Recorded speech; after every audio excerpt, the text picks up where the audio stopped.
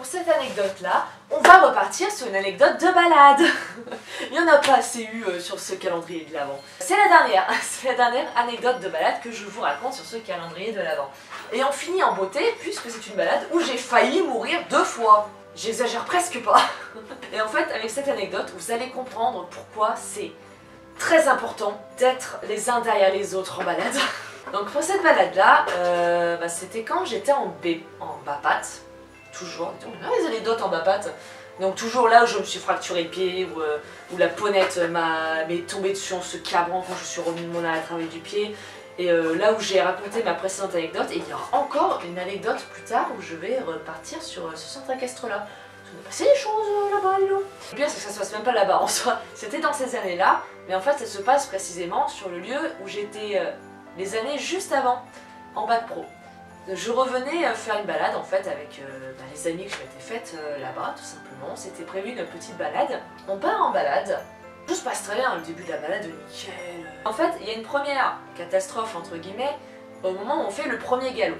Si vous voulez, il y avait...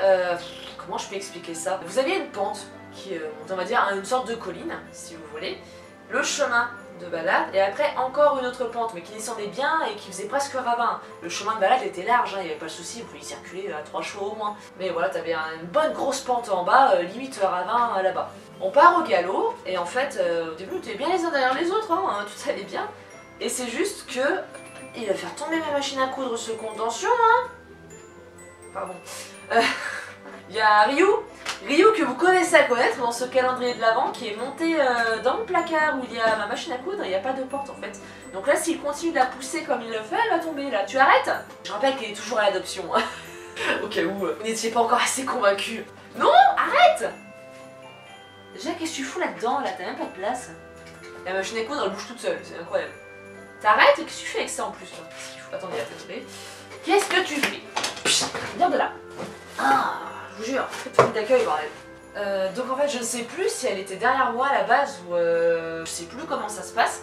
Mais en bref, je me retrouve côte à côte avec une des cavalières. Mais le truc, c'est qu'en fait, son cheval me poussait de plus en plus du côté du ravin. À la fin, je vous jure, j'étais très proche du ravin. Je voyais les sabots qui frôlaient la limite de la pente qui descendait. Vraiment, de la pente qui descendait, je sais pas si ça se dit. Mais en tout cas, il y avait vraiment le sabot qui était à la limite du ravin. J'ai déjà envie de dire ravin, mais je trouve pas d'autres mots pour l'instant. Donc pendant qu'on galopait, moi j'étais là. Et j'étais là, je me décale-toi. Et elle n'arrivait pas à faire décaler son cheval. En fait, les chevaux étaient en mode un peu con là. Elle n'arrivait pas à décaler son cheval. Moi, je n'arrivais pas à le ralentir pour pouvoir me replacer derrière elle et surtout reprendre un peu d'espace. Donc moi, j'arrivais pas à la ralentir. Elle n'arrivait ni à la ralentir, ni à le faire tourner. Et j'étais pas bien à ce moment-là. Je nous imaginais, mais juste le cheval faire un pas un peu de travers, qui glisse. Bon, c'est pas comme nous on a que 2 pieds, donc c'est sûr que si on a un pied qui part dans le vide, c'est la merde. Un cheval, c'est vrai qu'il a 4 pieds, donc s'il y en a un qui part dans le vide, normalement il y a les 3 autres qui permettent d'équilibrer un petit peu. Mais je vous assure que pendant ce temps-là, quand même, on n'est pas très bien. Ensuite, on repasse au pas, c'est là que je lui dis mais pourquoi t'as pas tourné et tout, moi j'étais dans la merde quoi. Et là qu'elle m'a expliqué. On repart au galop, cette fois, pour me protéger et prévoir encore une fois que ce genre de choses arrive. Je me mets, arrêtez de monter sur mon siège, vous faites tout décaler là. Oh, les chats là. Cette fois, je me mets côté pente ascendante, et pas pente descendante, je me mets pente ascendante. On repart au galop. Le cheval de la cavalière revient me coller, jusqu'à ce que, là je vous jure, j'ai vraiment eu très peur. Je vois au loin un arbre, et là c'est pas une simple branche qu'il faut éviter, c'est carrément un arbre, un tronc d'arbre, et en fait qui fait, le tronc fait un peu comme ça, si vous voulez. Il partait comme ça, un peu de traviole. Il était un peu incurvé et après il remontait. Et là, je vois le tronc entre la distance, enfin la vitesse et la distance, j'essaye de calculer si je me penche, est-ce que ça passe ou pas. Enfin, le cheval à côté de moi ne se décale toujours pas, impossible de ralentir, impossible de faire quoi que ce soit. Il y a le tronc qui se rapproche de plus en plus de moi, on est au galop. Donc là, je me dis, soit tu te prends le tronc genre violent, au mieux dans le ventre, au pire dans la tête, l'un et l'autre c'était quand même déjà bien, soit tu tentes le coup, tu te penches, quitte à bien te faire érafler le dos quoi. Pire, Ça se trouve, ça, même en penchant, ça passait pas et ça aurait pu mal finir aussi. Il y avait des chevaux derrière, donc si je tombais, je pouvais me faire écraser quoi. Ça aurait vraiment pu très mal finir. Je fais ce que Dodo n'a pas fait. Je serais curieuse de voir ce que Dodo aurait fait dans cette situation quand même. Moi, je sais pas si j'aimerais tant le savoir que ça. La question se pose quand même. Qu'est-ce que Dodo aurait fait? Moi, il s'avère que j'ai décidé de me pencher, mais quand je vous dis me pencher, c'est vraiment je me couche limite sur le côté quoi. Il y a l'encolure du cheval. Je me mets sur le côté limite en mode ramassage horseball, vous voyez, je me mets comme ça. Ça passe, je ne sais pas de combien de centimètres ça passe entre mon dos et le tronc. Ça passe, c'est le principal. Quand on est repassé au pas, je me tourne vers les copines qui avaient derrière moi.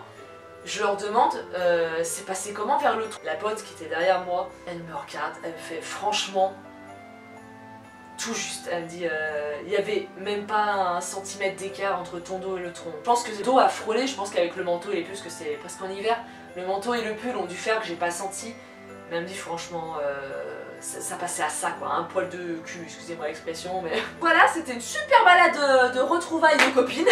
Où j'aurais pu mourir 2 fois pendant cette balade et c'est pour ça c'est super important de rester les uns derrière les autres. Ça évite ce genre d'accident là, parce que ça aurait pu vraiment, c'est au moins la 10e fois que je vis dans cette vidéo, mais ça aurait pu très mal finir. Voilà pour cette dernière anecdote de balade, pas dernière anecdote du calendrier de l'Avent, rassurez-vous, il reste encore combien de jours? Il reste 2 jours je crois, je sais plus combien on est, je suis perdue, c'est la fête, wouh! On se retrouve, eh bien, comme d'habitude, dans 2 jours pour la prochaine anecdote.